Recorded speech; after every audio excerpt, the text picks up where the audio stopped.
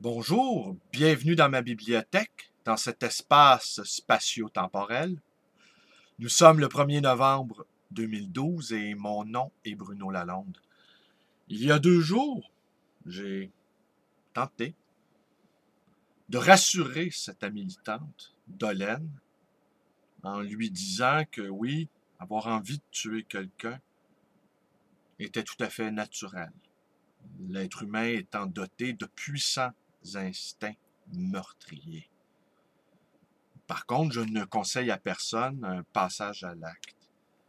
Mais cette deuxième question plus inquiétante, une fois que nous avons admis nos instincts meurtriers, a-t-on envie de vous tuer?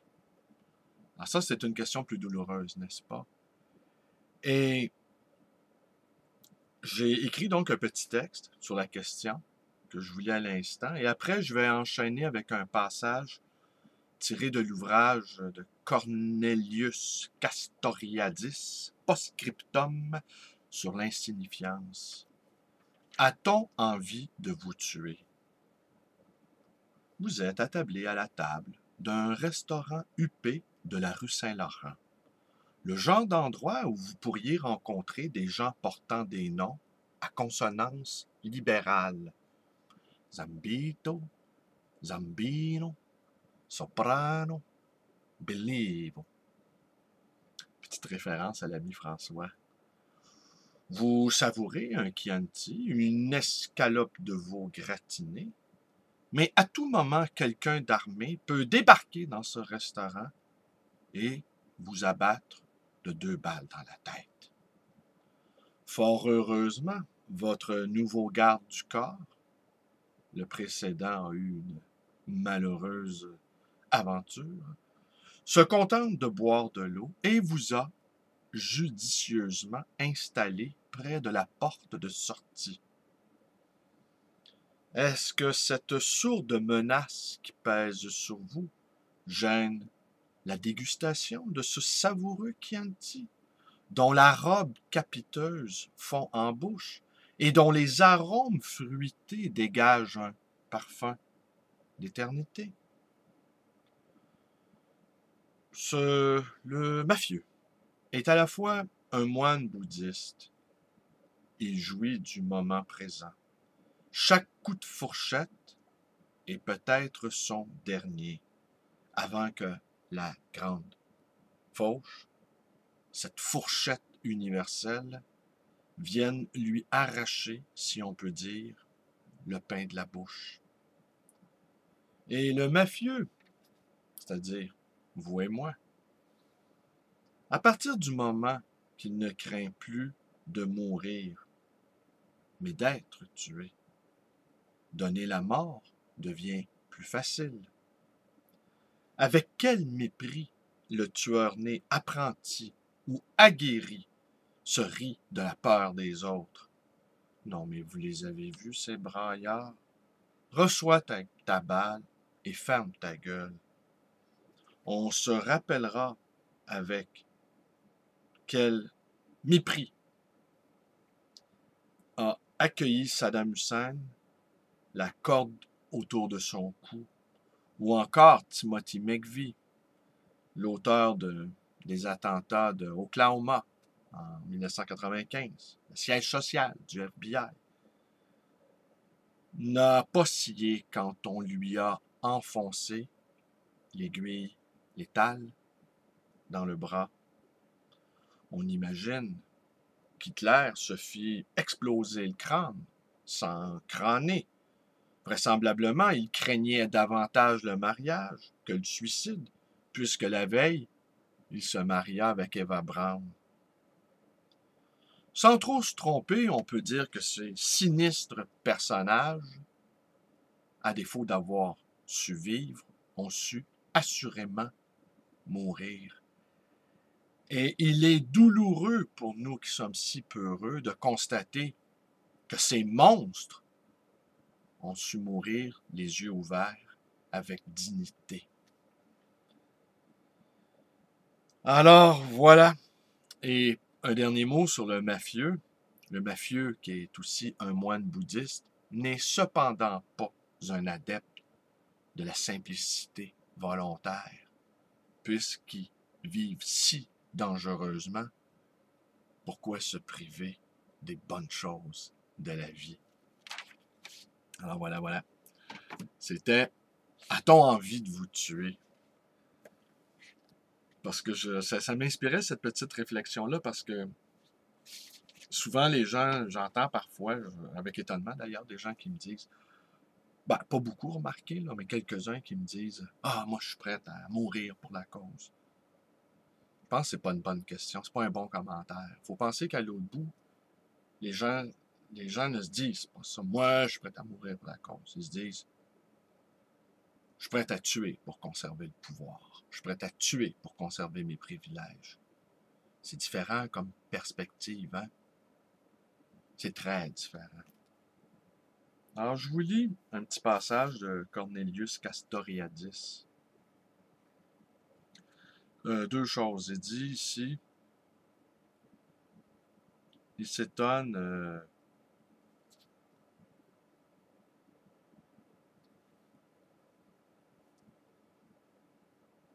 mais en ce moment, l'entretien a été fait aux alentours de 1995.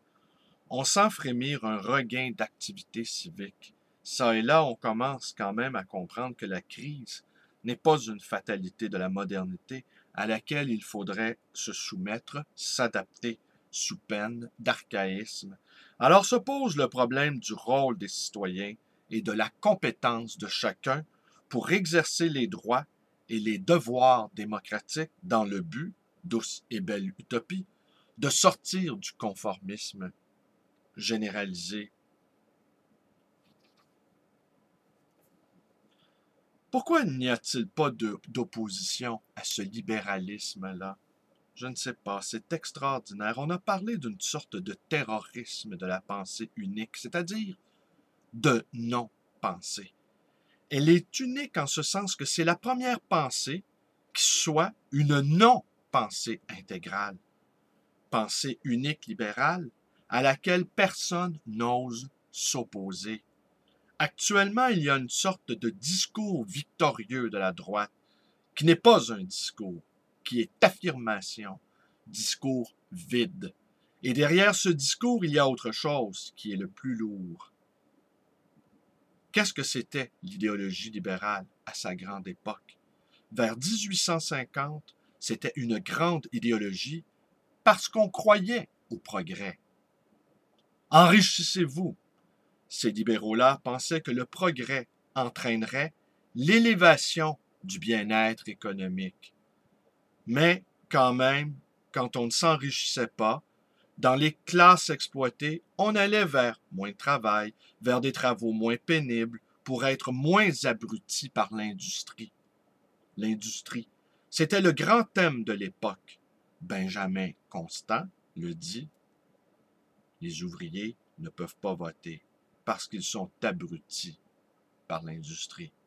Il le dit carrément, les gens étaient honnêtes à l'époque. Donc, il faut un suffrage censitaire. Mais par la suite, le temps de travail a diminué. Il y a eu l'alphabétisation, il y a eu l'éducation, il y a eu des lumières, qui ne sont plus les lumières subversives du 18e siècle, mais tout de même des lumières qui se diffusent dans la société. La science se développe, l'humanité s'humanise, les sociétés se civilisent, et petit à petit,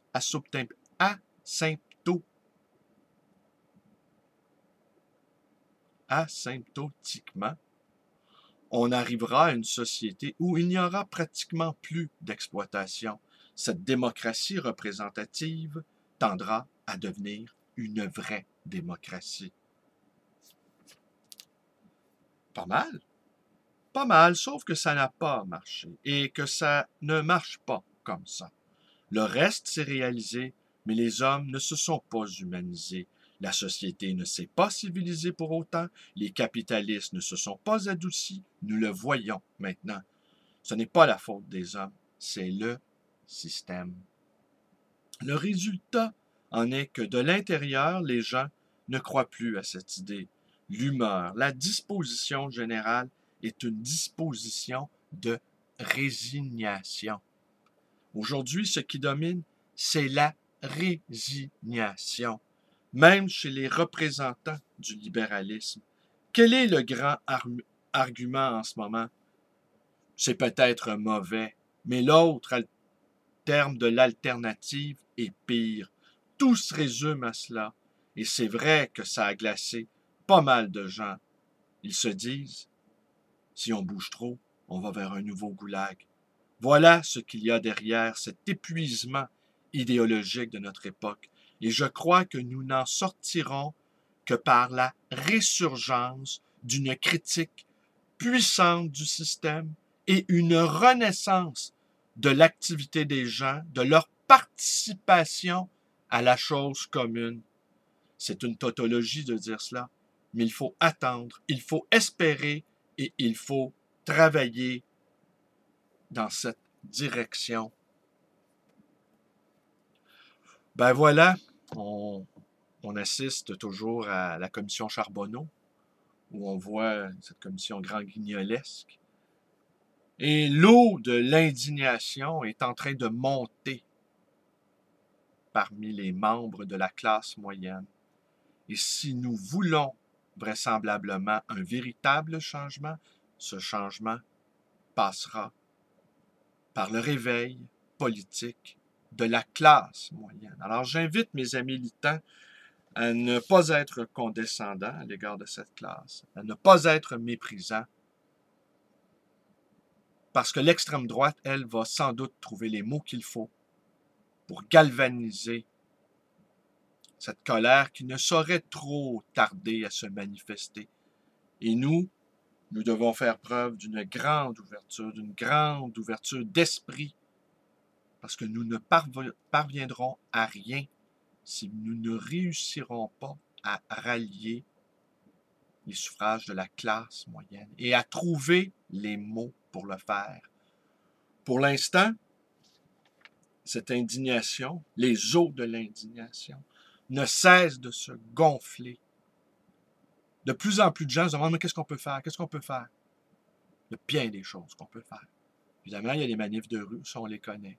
Il y a les regroupements en associations communautaires. Il y a l'implication dans des partis politiques. Il y a des demandes de référendum, des implications citoyennes au sein non seulement de groupes communautaires, d'associations caritatives, d'associations de parents. Il y a tellement à faire et ce n'est pas vrai que nous sommes impuissants. Il faut arrêter de dire ça, on n'y peut rien, on n'y peut rien, on n'y peut rien. Il faut arrêter. On y peut. On peut beaucoup et nous allons vous le faire savoir. Voilà.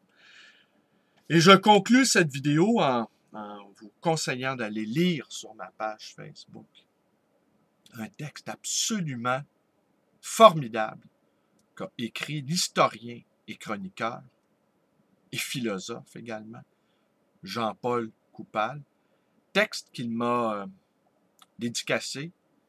Et franchement, là, j'ai reçu plusieurs dédicaces dans ma vie d'auteur, mais celle-ci, c'est celle qui, de très loin, m'a fait le plus grand plaisir. Merci infiniment, Jean-Paul. Voilà, c'est tout pour aujourd'hui. Je vous invite à vous abonner à ma chaîne, Bruno Lalonde ou B Lalonde 100. Je ne cesse de changer les paramètres. Je n'ai pas encore bien saisi comment fonctionnait YouTube. Il m'offre tellement de possibilités. YouTube contribue aussi, n'est-ce pas, étonnamment, à la parole ouverte. C'est peut-être bien là encore une idée américaine que cette liberté d'expression. Les Américains ne sont pas complètement cons. Je ne vous conseille pas d'être trop américanophobe. Il y a bien des choses qu'on doit à l'Amérique. Bien des choses. Je trouve le meilleur et le pire sur ce continent. Le meilleur et le pire. Mais le meilleur aussi. Je vous invite à aller justement visiter ma page Facebook, page d'un militant. Je ne sais pas si je vous conseille de devenir un ami. Je suis un ami envahissant. Mais vous pouvez aller la visiter sans... Elle est ouverte. Elle est ouverte à tout le monde. Vous pouvez me téléphoner à ma librairie, 514-736-0999. Et vous pouvez également me rendre visite à cette librairie d'occasion et d'anciens, le livre voyageur dans le quartier universitaire de Côte-des-Neiges, où je vois beaucoup de jeunes qui ont fait le printemps québécois, qui continuent de se mobiliser, qui forment des groupes de recherche, qui travaillent sur des publications, qui tentent de transformer ce monde. Nous, les plus vieux,